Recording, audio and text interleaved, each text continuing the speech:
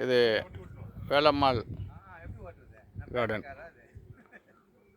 தாம்பரத்துக்கு பக்கத்தில் படப்பை green city. கிட்டத்தட்ட 80 acre project. First base வந்து 26 ஏக்கரில் பண்ணிக்கிறாங்க. எல்லாம் black top road, RERA approved, DTCP approved. நல்ல நல்ல ஒரு இடம்.